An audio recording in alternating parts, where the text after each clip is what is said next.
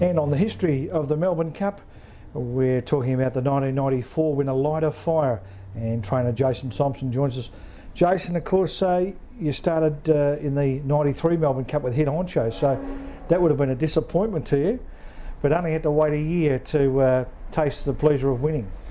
Yeah, that's right, Neil. It was a great thrill to have a dog in the final the year before, and especially a dog like Head Honcho, and then to think, unbeknownst to me, that 12 months later would have another one in the final and have a little bit of luck and win the race. Now, you're pretty happy with the box draw, even though Bon Jace was a favourite and he drew the 1, but you were happy with where you drew?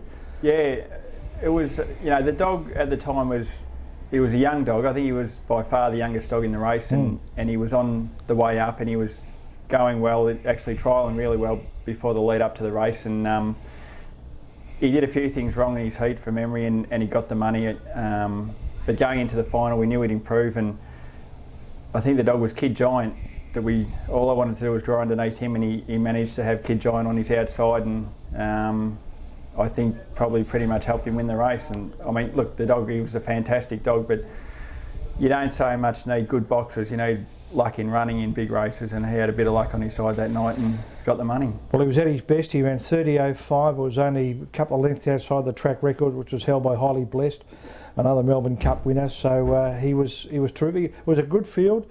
New Fox ran third in the race, and of course there was a few knockers around at the time. Thought he was maybe not a really big race dog, so it would have been a bit of satisfaction for you.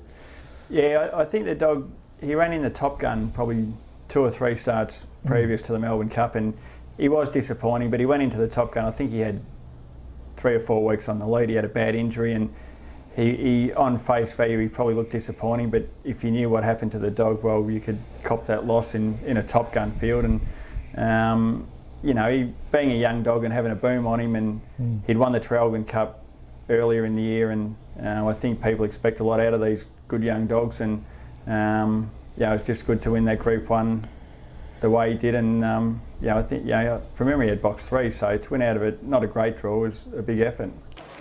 And they're almost set to go for the Group 1 Scripps Melbourne Cup. Here's the lure, they're set.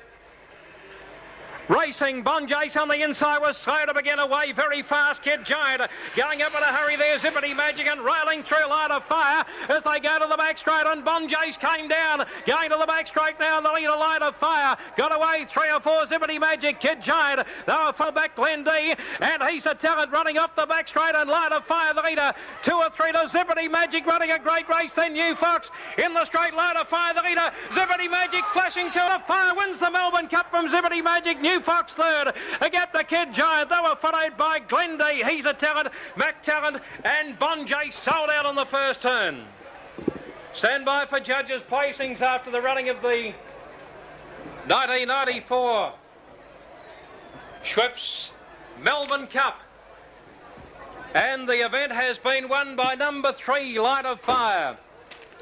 Perhaps the biggest greyhound racing in the state at this stage.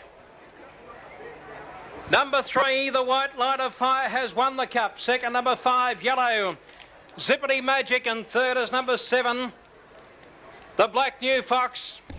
It was a terrific performance, and of course you stood him at stud, and he was a great stud dog, wasn't he? He threw lots of winners and stood the test of time as a terrific stud dog at the end of his career. Yeah, look, the first bitch we actually mated with the dog, believe it or not, was Tranquil Flame. I forgot her name. I trained her and forgot her name, and of course she's the mother of Awesome Assassin, so you wouldn't believe that the dog's first mating would produce Awesome Assassin, who's gone on to be and still is a super stud dog. And but not only through the dogs that he threw, Awesome Assassin, Solve the Puzzle, Canton Bale, even a dog that's racing now, Fenchline.